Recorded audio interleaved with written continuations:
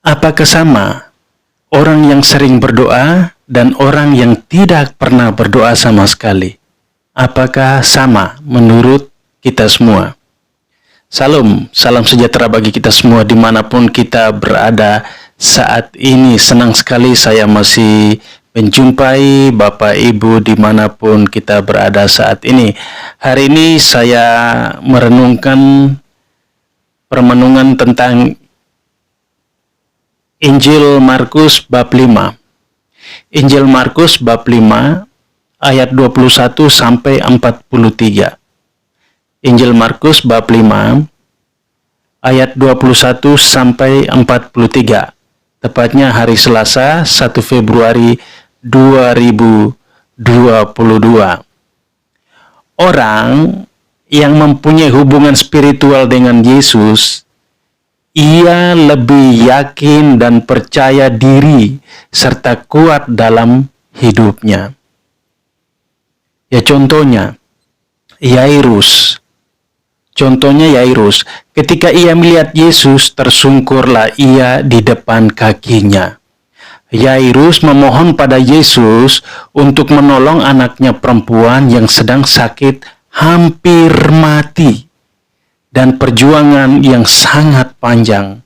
Seorang perempuan yang sakit pendarahan selama 12 tahun, ia sudah berjuang sedemikian rupa, berobat ke sana kemari dan hasilnya makin memburuk.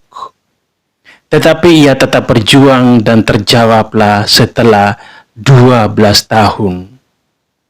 Doanya terkabulkan oleh Yesus sendiri. Imannya lah yang menyelamatkan perempuan itu. Karena ia percaya. Makanya setelah 12 tahun barulah dikabulkan doanya. Butuh waktu 12 tahun. Bapak Ibu. Beda lagi dengan seorang anak yang berumur 12 tahun. Yang tadi sakitnya selama 12 tahun. Beda lagi dengan seorang anak yang berumur 12 tahun, ya dia tidak perlu berjuang. Dia tidak perlu berjuang karena ia sudah mati. Orang-orang ribut, menangis dan meratap dengan suara nyaring. Yesus yang diundang datang ke rumah kepala rumah ibadat, ya. Jadi Yesus yang diundang. Lalu dipegangnya tangan anak itu, katanya, Talita kum.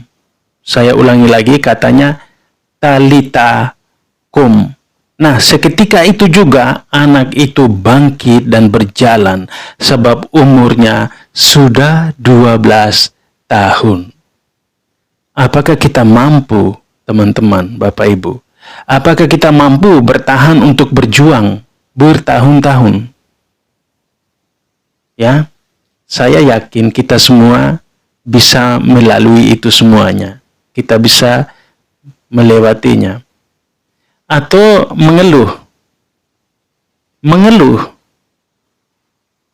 Masih juga mengeluh. Ya, tergantung dari kita semua, Bapak Ibu. Pesan saya satu saja. Ayo, Bapak Ibu. Tingkatkan relasi spiritual kepada Yesus. Hubungan kita kepada Yesus kita tingkatkan.